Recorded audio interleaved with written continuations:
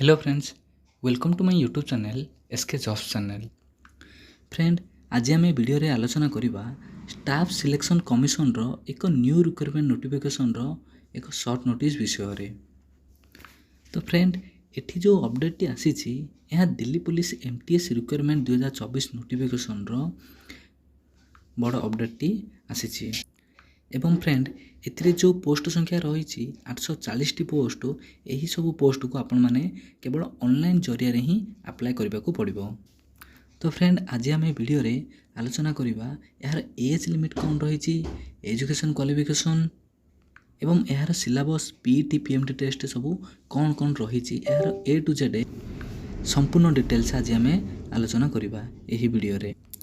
तो फ्रेंड, आपण जदि यार संपूर्ण डिटेल्स जानवाक चाहूँगी तो आपण मैंने यार ऑफिशियली वेबसाइट को जाई आपण मैंने चेकआउट करें।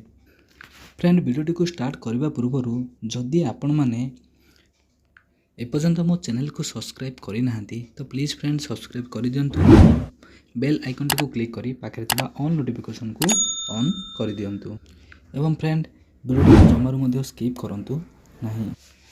तो ये देखो फ्रेंड, ये जो पोस्ट संख्या बाहरी एठी post wise Delhi police MTS vacancy एठी जो पोस्ट संख्या टोटाली बाहरी एठी प्राय आपण मानकर 840 टी पोस्ट बाहर करिछि। ठीक अच्छे, एठी मु देखाई दूची वैकेंसी वाइज पोस्ट वाइज आपन को देखाई दूची। एठी देखि नियंतु पोस्ट नेम रही एठी सफाई कर्मचारी, कुक, वाटर कैरियर, मोची, माली एवं टेलर, कारपेंटर, धोबी एवं बार्बर। ठीक अच्छे।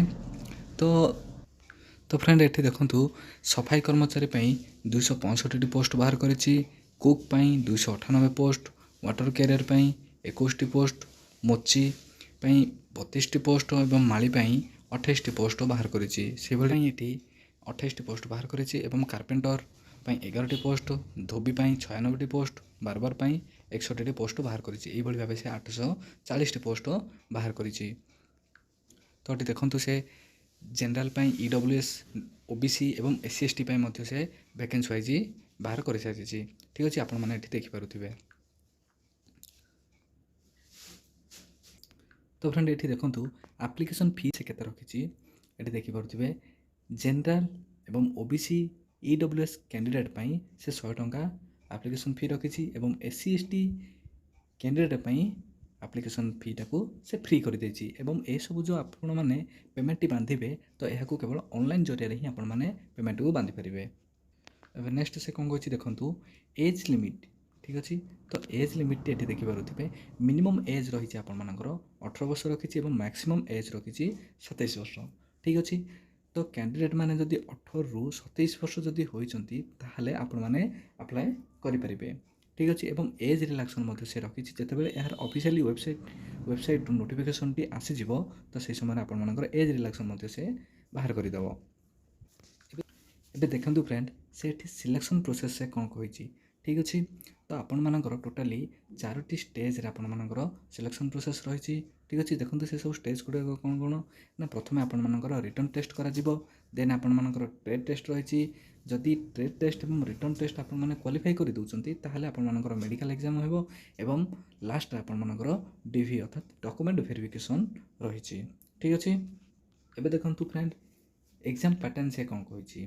ठीक अच्छे, तो देखि नियंतु सिलेबस जो आपण मानकर रही एठी ना आपण मानकर जनरल इंटेलिजेंस, रीजनिंग एवं numerical aptitude, general awareness and current affair एभली भाबे आपण मानकर 3टी सब्जेक्ट रो क्वेश्चन आसीबो एवं जनरल इंटेलिजेंस एवं रीजनिंग जो रही से आपण मानकर 25टी क्वेश्चन आसीबो एवं जहाँकि 25 मार्क रही एवं सेम न्यूमेरिकल एप्टीट्यूड मध्य रही एवं ये जो रही general awareness and current affair यह आपण मानकर 50टी क्वेश्चन आसीबो एवं 50 मार्क टोटाली आपण मानकर 100टी क्वेश्चन आसीबो जहाँकि 100 मार्क रही थी एवं जो टाइम कंडक्ट करिछि सेठी 90 मिनट रो आपण मानकर टाइम ड्यूरेशन रहिबो। तो फ्रेंड, ये देखो जो जनरल इंटेलिजेंस रही। ठीक अच्छे, जनरल इंटेलिजेंस आपणकर से space visualisation, decision making and visual memory, analysis and judgement, relationship concept discriminating observation, similarities and difference, relationships concept, problem solving, figure classification। ঠিক ଅଛି, ଏହି ସବୁ ଥ୍ରୋରୁ ଆପଣମାନେ ଦେଖନ୍ତୁ ଯେଉଁ ନ୍ୟୁମେରିକାଲ ଆପ୍ଟିଚ୍ୟୁଡ଼ ରହିଛି ସେଥିରୁ ମଧ୍ୟ କ'ଣ ଆସିବ ନା number system and composition of whole numbers, fundamental arithmetical operation, percentage and average, ratio and proportion, decimal and fraction, and relationship between numbers, use of tables and graphs, mensuration, ratio and time, time and distance, interest and discount, profit and loss, time and work। এই ସବୁ ଆପଣମାନଙ୍କର ମ୍ୟାଥ୍ରୁ question ଆସିଯିବ। ଏବଂ next ସେ କହିଛି general awareness. General awareness and current ଆଫେୟାରରୁ କ'ଣ ଆସିବ ଦେଖନ୍ତୁ ନା କ୍ୱେଶ୍ଚିନ୍ ସବୁ ଆସିବ current events, history, sports, geography, culture, economics, ସ୍କିନ୍, scientific research and general politic including Indian constitution. ଠିକ୍ ଅଛି, ଏହି ସବୁରୁ ଆପଣମାନଙ୍କର କ୍ୱେଶ୍ଚିନ୍ ଆସିଯିବ। ଫ୍ରେଣ୍ଡ ଏହା ଥିଲା ଆପଣମାନଙ୍କର ସିଲାବସ୍ ଯାହା ଥିଲା ଦେଖିପାରୁଥିବେ। ଠିକ୍ ଅଛି, ତବେ ଦେଖନ୍ତୁ ଆପଣମାନଙ୍କର ଯେଉଁ କ୍ୱାଲିଫିକେସନ୍ ରହିଛି ଏଠି ମ୍ୟାଟ୍ରିକ୍ ଥିବା ଦରକାର ଏବଂ ଏହା ସହିତ ଯଦି ଆପଣମାନଙ୍କର ITI ଅଛି ତାହେଲେ ଏହି ପୋଷ୍ଟକୁ ଆପଣମାନେ ଆପ୍ଲାଏ କରିପାରିବେ। ଠିକ୍ ଅଛି, ITIର ଯେକୌଣସି ମଧ୍ୟ ଟ୍ରେଡ୍ ହେଉନା କାହିଁକି, ଇଲେକ୍ଟ୍ରିସିଆନ୍ ହେଉ କିମ୍ବା ଫିଟର ହେଉ କିମ୍ବା ଇଲେକ୍ଟ୍ରୋନିକ୍ ଇନଷ୍ଟ୍ରୁମେଣ୍ଟ ହେଉ, ଯେକୌଣସି ଥ୍ରୋରୁ ମଧ୍ୟ ଆପଣମାନେ ଯଦି ଯେକୌଣସି ଟ୍ରେଡ୍ରୁ ITI କରିଛନ୍ତି ତାହେଲେ ଏହି MTS ପୋଷ୍ଟକୁ ଆପ୍ଲାଏ କରିପାରିବେ।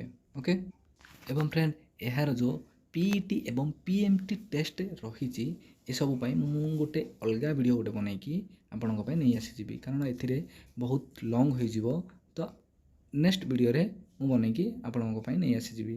ଠିକ୍ ଅଛି ଫ୍ରେଣ୍ଡ, ତ ଫ୍ରେଣ୍ଡ ସେ ପର୍ଯ୍ୟନ୍ତ ମୋ ଚ୍ୟାନେଲ୍ ସହିତ ଯୋଡ଼ି ହୋଇ ରହିବା ପାଇଁ ମୋ ଚ୍ୟାନେଲ୍ଟିକୁ ସବସ୍କ୍ରାଇବ୍ କରିଦିଅନ୍ତୁ।